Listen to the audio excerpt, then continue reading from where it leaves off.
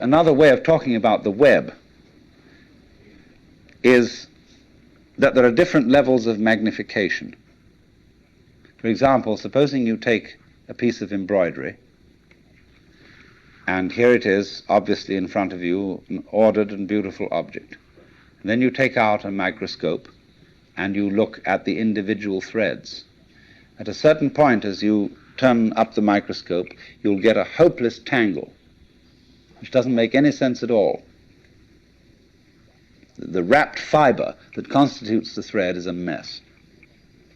Hasn't been organized, nobody did anything about it. But at the level of magnification at which you actually see it with the naked eye, it's all been organized. All right, now keep turning up that microscope. Take one of those individual threads in the fiber that seems to be so chaotic and go into the constitution of that. And again, you'll find fantastic order. You'll find the most gorgeous designs of molecules. Then to keep turning it up. And again, at a certain level, you'll find chaos again. All right, keep going. And at another level, you'll find this marvelous order. Now you see, order and randomness constitute, in other words, the warp and the woof. Where everything is in order, everything's under control. In randomness, it's it's a mess. But we wouldn't know what order was unless we had messes. It's the contrast of order and messes that order itself depends upon.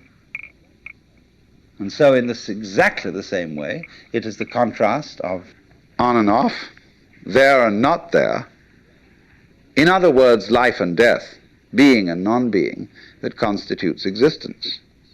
Only we pretend that the random side of things, the disorderly side of things, could possibly win in the game of competition, or I would rather call it collaboration between the two.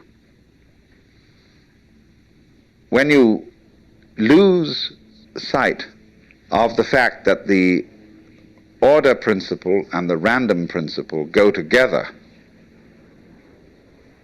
that's exactly the same predicament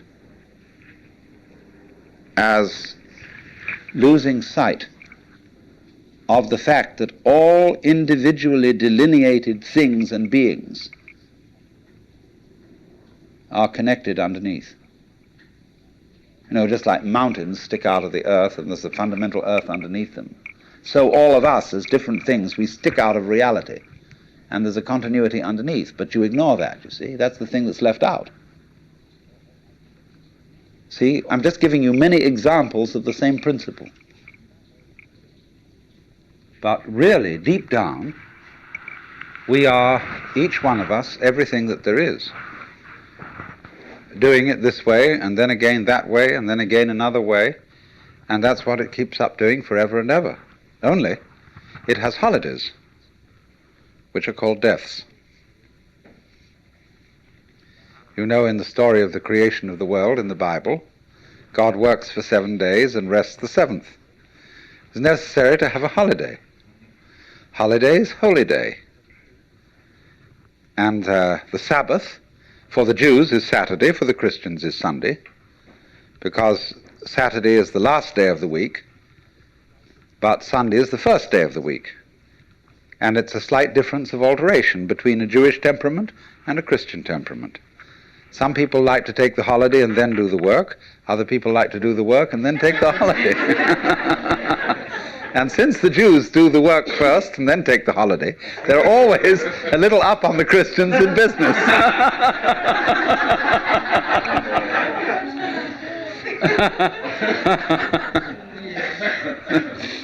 But the point is that a holiday, this pause between something going on, is of the essence of the idea of a web. For example, there's a famous Irishman who's supposed to have described a net as a lot of holes tied together with string. So the holes are very, very important. And these are the holy days. You see, the holes. This all goes together. So there must be that interval, and it exists on all kinds of levels. It isn't simply that there is, for example, a sound that is sounded is a vibration, and the sound goes on and off. Everything that we call sound is sound silence. There is no such thing as pure sound. You couldn't hear it. What you hear is that tap, tap, tap, tap, tap, tap, tap, tap, tap, tap against the eardrum.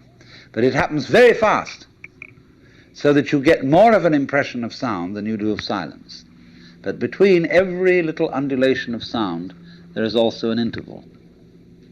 When you listen to music, you hear a melody. But what you hear, actually, that makes the melody significant are the steps between the tones, what we call the intervals. And a person who doesn't hear intervals is tone deaf. He only hears noises. He doesn't hear the steps. So that interval between whatever happens is as important as what happens. So we'll call these two things, the sound and the silence, the life and the death, somewhat analogous in weaving to the warp and the woof. Now, look at the marvelous way in which warp and woof go together. A piece of cloth is an extraordinary thing when you consider it's made of a line of string. There's something that always struck me as a child, fabulous, that string, just thread, could turn into cloth. Why should it hang together? How improbable. My mother was a very great artist in embroidery, did absolutely fabulous work. And she could do everything with thread, sewing, knitting, embroidery, make tapestries, repair tapestries. Oh, just fabulous work. So I've grown up in a background where thread is of enormous importance. She made her living this way for a while. So I was always amazed at the way, say, you take a ball of wool and with knitting needles, and suddenly it turns into a sweater. Fantastic. But I found out, you see, the secret of this, which is that it will do this, it will hold together by this combination of warp and woof. By this process where one thread goes under the other, omits the next, goes under the other, and then the next thing does the same thing but in the opposite way. Connect that. And they hold each other up. For example, you can put two sticks of wood and lean them against each other, and they'll stand up. You know, the Chinese character for man looks more or less like that. And although this is simply the brush form, the brush abbreviation of what were originally the legs of a little human stick figure. There's a story that Japanese children sometimes learn from their mothers, that the reason this is the character for man is that two sticks lent together, as I described, will keep each other up, and the one depends on the other. It's mutual. And so in the same way, the existence of human beings depends on our supporting each other. Without that, no one of us can exist. But that, which may seem a little trite, a little sort of moralistic and so on, but it is absolutely fundamental. That anything that there is, whenever we can say that something exists, existence is a function of relationship. Motion itself is a function of relationship. For example, forgive me if some of you have heard this one before, but it's a very important basic lesson. If there is only one object, one small ball in the middle of endless space, nobody knows whether it's moving, because you can't tell whether it's approaching anything or whether it's going away from anything, because there's nothing else. So in that state of affairs, no motion exists. But if we introduce a second ball into the picture, and the two either come towards each other or go away from each other, then we can say that both of them, or either of them, is in motion. We can't decide which is the one that's doing the moving, because it could be one, could be the other. Now we'll put three balls into space, and we find two of them staying together and the other one going away. Now it's up to the two of them to decide whether the other one is going away from them or they're going away from the other, because two is a majority in this case. And the vote always, of course, goes to the majority, the universe being basically a democratic organization.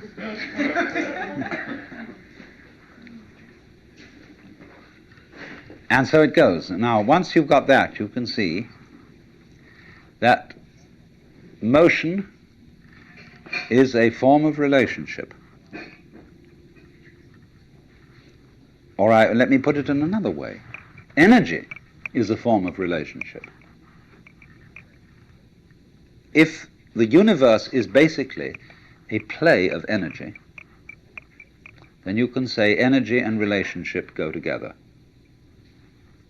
Now, what is this saying? This is saying that being, existence itself, is relationship. Let's look at it in several other ways. You know the old question: if a tree crashes in a forest and there is nobody around to hear it, is there a noise?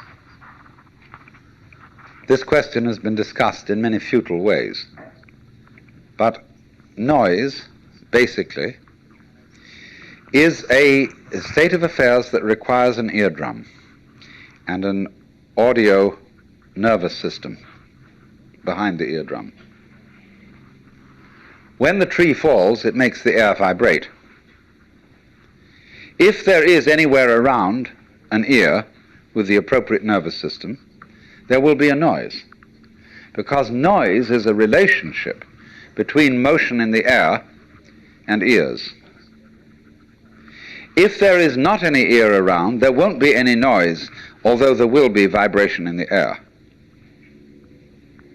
And if there is some instrument around, such as a microphone attached to a tape recorder, which is a mechanical copy of a human ear, then, according to that, there will be noise. There will be a vibration. In the same way, let's suppose the sun sends out light into space. Now, the space surrounding the sun will be black darkness, as if there were no light in it, unless a planet happens to float by. When a planet floats by, there will be light. In the darkness. But if there isn't anything to relate to the sun in that way, then comes no light.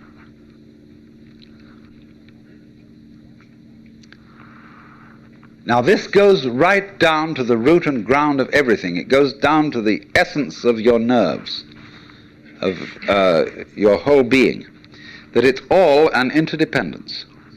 And that's why one of the basic symbols of the universe is the Chinese yin-yang symbol, which you know is a circle with an S curve in the center. One side of the S is black, the other is white. And so it makes, as it were, two commas or two fishes. And the eye of the fish is the opposite color. The white fish has a black eye, the black fish has a white eye. And these things are going like this, see? Curling in on each other. Now this thing is called a helix, and that is the fundamental form of the galaxies. The great nebulae we see out in space are doing this, curves. And this is basically, too, the position of sexual intercourse. This is lovemaking. And this is, you know, when you hold hands and so on. This is it. But there are two involved, and the two are secretly one. Now, this is what I really want you to understand. To get into the unitive world, underneath, underlying, and supporting the everyday practical world, there have to be certain alterations in one's common sense. Now, there are certain ideas, and beyond these ideas, certain feelings that are difficult to get across, not because they're intellectually complicated, not at all because of that, but because they're unfamiliar. They're strange. We haven't been brought up to accommodate them. In exactly the same way that in past times people knew that the planets were supported in the sky because they were embedded in spheres of crystal. And if they weren't embedded in spheres of crystal, and of course you could see them because you could see through them, they would fall down on the Earth.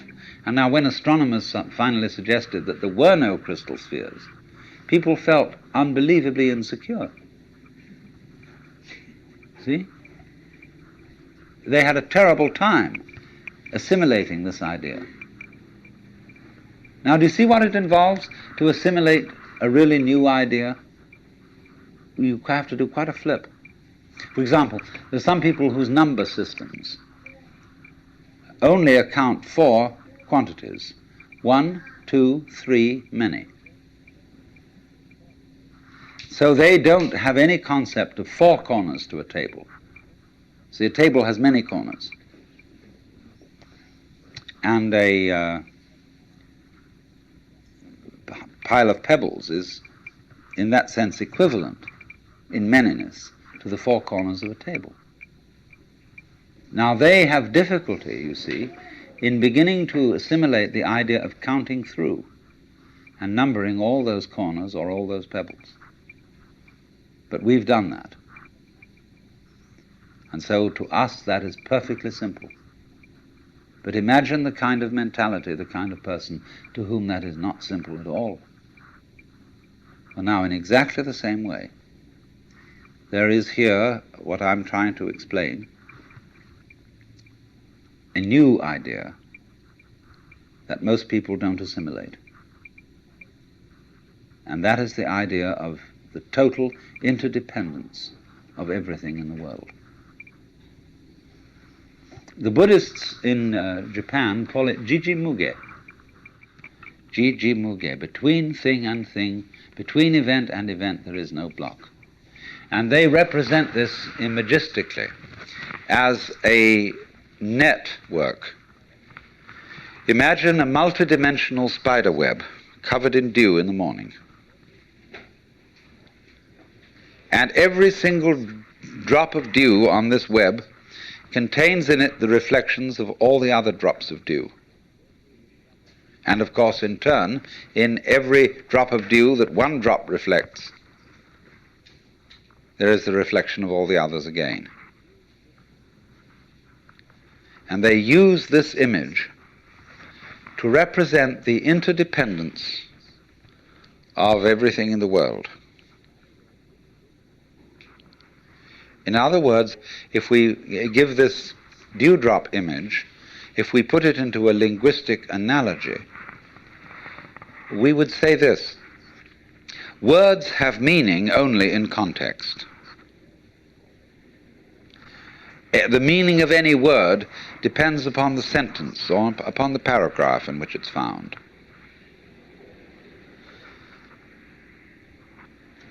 So that if I say this tree has no bark, that's one thing.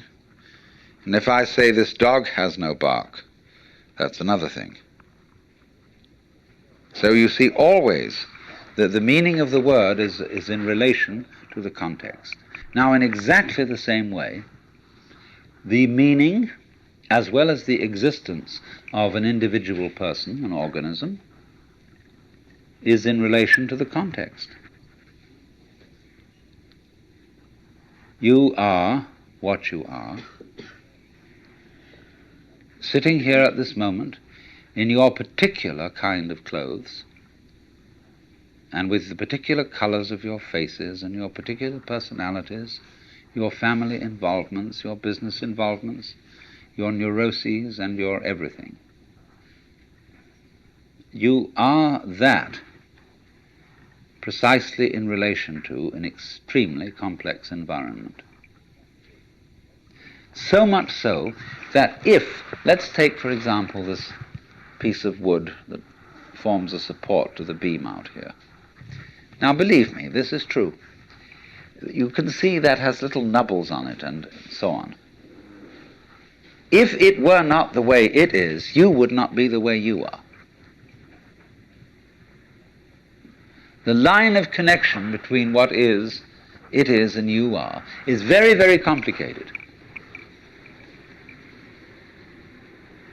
Also, we could say, if a given star that we observe didn't exist, you would be different from what you are now. I don't say you wouldn't exist, but you would exist differently. But you might say the connection is very faint, is something that you don't ordinarily have to think about. It's not important, but basically it is important. Only you say, I don't have to think about it, because it's there all the time. See, for example, the floor is underneath you all the time. Some sort of floor, some sort of earth. And you really don't have to think about it. It's just always there, it's always around. If you become insensitive, you stop thinking about it. But there it is. And so in the same way, our subtle interdependence with,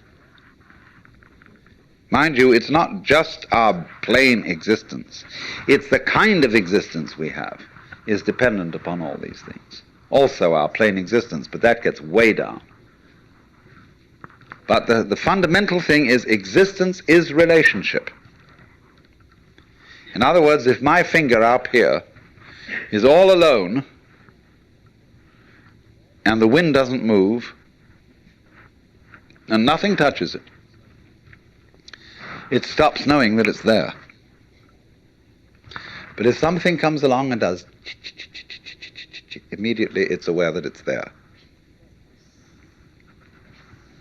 So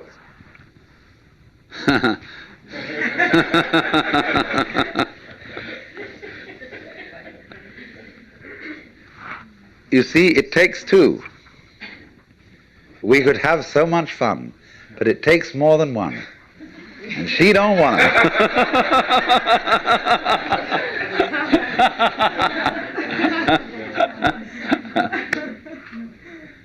But in this way, you see, what we call duality, you can see, can't you, how duality is fundamental. It takes two.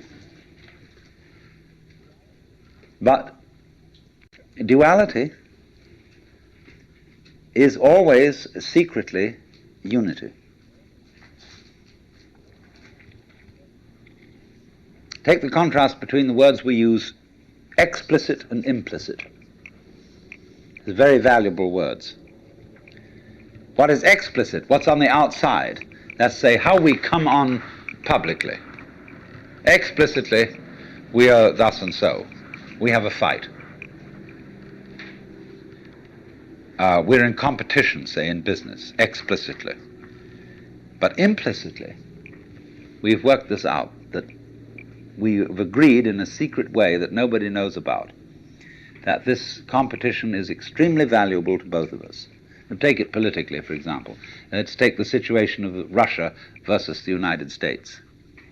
Explicitly, in public, this has to be a big fight. These two ways of life, these two ideologies are opposed. They say, we're... But behind the scenes, it's all been carefully worked out. You bet it has. That this opposition has to happen. Because our economy depends on it, and their economy depends on it, and everybody knows this who's smart. But there are a lot of people who get taken in by the propaganda, and they should be taken in because that makes the thing work. It's crazy. But that's the way it goes. And everything works this way. There is, for example, when swans start to mate, they are not sure what they're supposed to do. And they begin to fight. I had a long talk about this with C.G. Jung.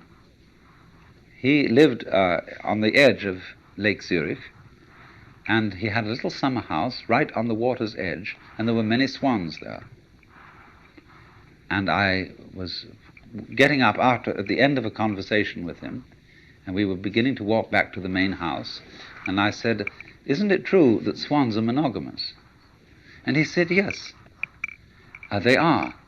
He said, "Do you know, I have had most interesting relationships between these swans, and many of my female patients who thought they were homosexual." I mean, Jung wasn't a sexual snob. I mean, he understood all the legitimacy of all kinds of sexual variations. But he said it has been a point of departure for our discussions. And he said it's a very funny thing that when they begin to mate, they start fighting. And they don't know what it's all about, and then suddenly the fight turns into lovemaking. So that's what I mean. Underneath opposition, there is love. Underneath duality, there's unity. That Tweedledum and Tweedledee agreed to have a battle. So, you see, here's that weaving principle. The things hold together by over, under, over, under, over, under, over.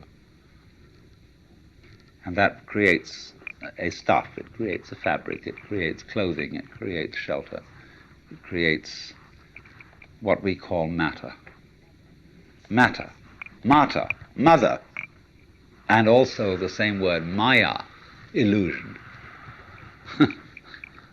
See, the world as a marvelous illusion. Now, we've got to go into this. Look at another form of the thing. You can play it not only by two as one, but you can play it by three as one. You know the trademark for Ballantine's ale, which is 3 interlocked rings. Now, the way these rings are interlocked is such that they are joined only if the 3 of them are present. If you take one away, the other 2 fall apart. This is a very interesting phenomenon, but it can be created physically with steel rings. Their cohesion depends on all 3 of them being present.